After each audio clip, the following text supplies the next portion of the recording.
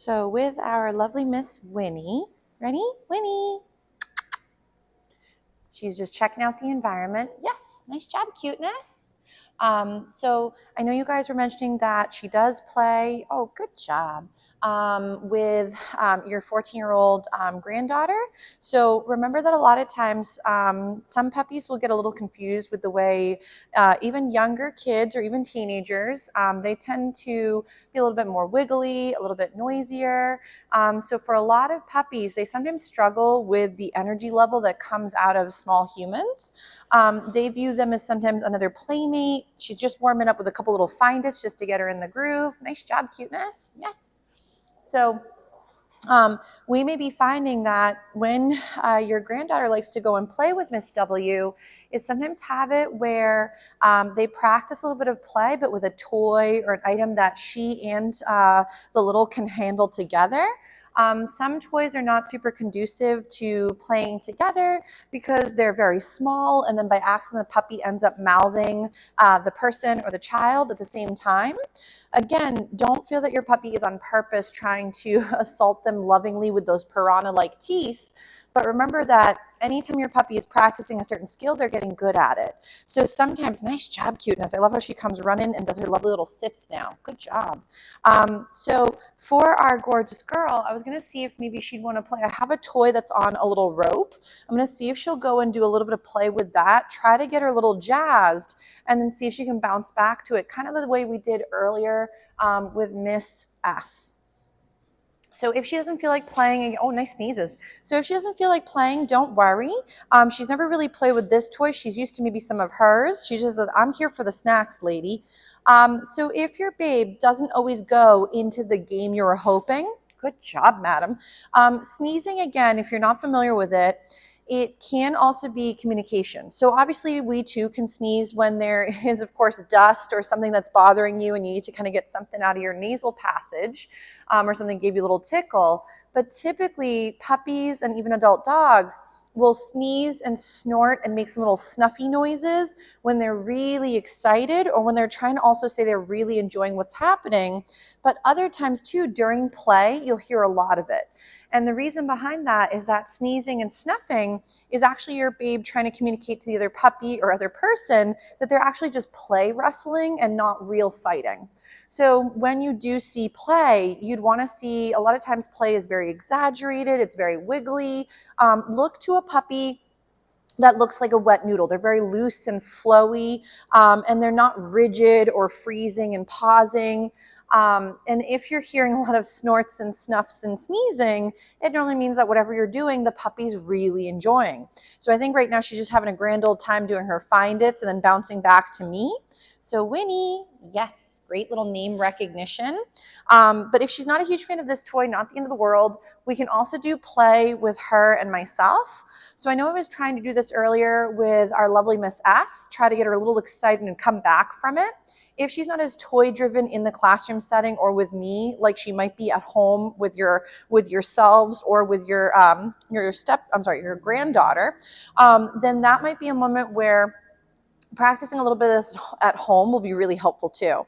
So I like to at times sometimes get a little excited. Yeah, ready? Wild woman. And then from there, go into a little find it. If, again, she doesn't get as jazzed with me, then this might be an exercise that you guys can practice with your other helper. So if, let's say, she tends to be very easygoing and very excitable as well, and then your puppy gets really jazzed when she enters, some of my favorites, as you can see, are the find-its. You may want to give her some treats or some goodies that are maybe not necessarily so high value that she kind of loses her marbles, but are high enough value where your puppy decides, you know what, it's cooler to do a find it than it is to maybe assault her with love or WrestleMania. So that way, as they're practicing together, they could go into working. Let's say she comes in, she doesn't offer a little sit. From there, she might go into a little find it. And then you might go and try doing some play. I'm going to see if maybe I can grab a few other toys that I have over here. She seemed interested in the tennis balls earlier, and I'm sorry I'm out of camera range for right now. But again, if Miss W tends to do more play when you're on the ground, I am not saying that you can't get low on the floor and play with her and see if she goes into it.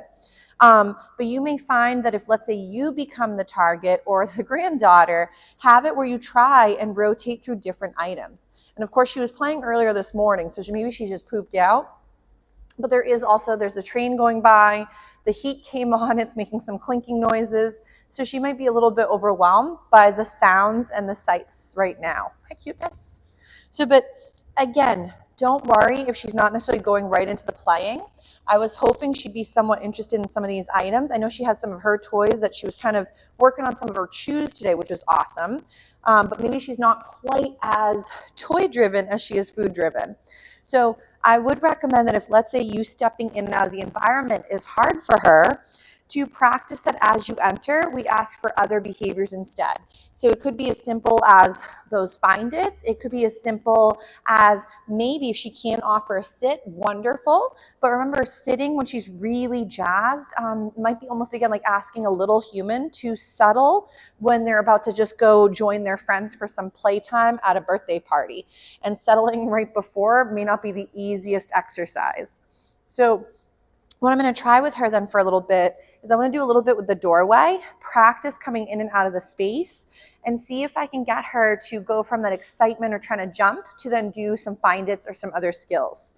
Also remember that with some of the documents, I know there's other helpful videos on there as well. Of course, not all of them are my videos like I'm doing here for the Doggy Day School, but there's other really awesome trainers that I also recommend checking out that give a lot of great free helpful information. So some of those are like the Kiko Pup videos. There's the Happy Hounds dog training, Spirit dog training. So there's several really wonderful resources available. And some of them are longer where they're giving you, again, step-by-step information and how to work certain skills.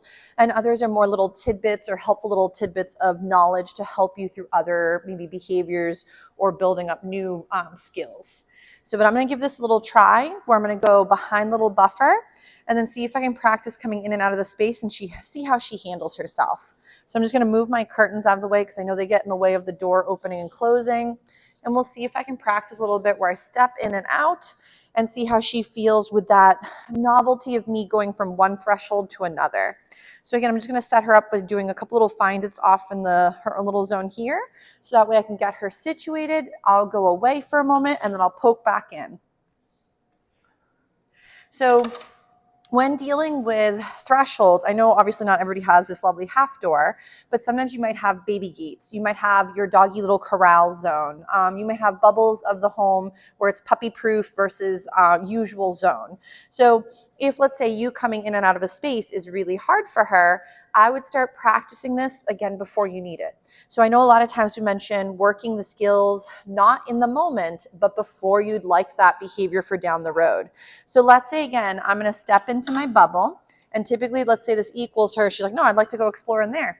But let's say it normally equaled her jumping up on top of you. As she comes into your space, you could work that lovely little sit again, which she's gotten much, much faster with that behavior. And you could go again into a nice little find it, step back into your other bubble. So you could even work this with, let's say, your bedroom door. So it's not a real doorway that involves outside.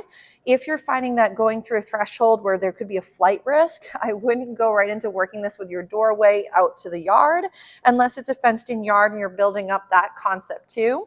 But I'd make it where as you enter, she could either pass by and do her own thing, but if she were to come into your space, we're looking for all four on the floor or do find its to help her with that movement.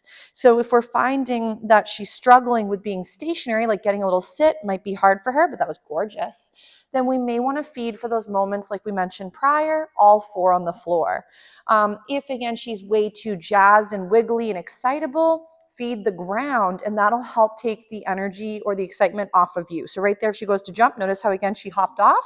Then I might go ahead and mark this lovely moment while she's all four on the floor. And then from there, let's say she was having a hard time, we might even add some movement. And then anytime she's sort of soft and nearby, yes, we could go ahead and feed for doing some of that loose leash walking practice, even out here with no gear on. Nice job, cuteness. She's like, oh, maybe that was a snack. It's maybe a little crumb. Yes. Nice. So, and again, she can be as close or as far as she would like. If, let's say, sometimes she's having a harder time coming closer into your bubble, not a big deal. Remember, I'm that newer person, even though she's been doing an amazing job for her first few days here. Remember that there are a lot of things going on at the same time. So there's the novelty of the environment. There's funny, chewing's an option. There's funny noises. There's funny smells. So sometimes, and there's also the option of chewing and walking, which is sometimes a little tricky. So I know her treats were broken up real little, which is great. And then I have a few that are very soft as well and itty bitty.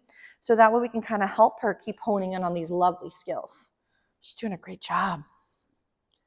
Nice.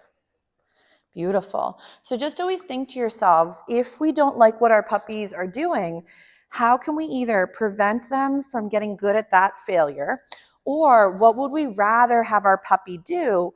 Or if they can't manage that setup, could we give them something to do completely different?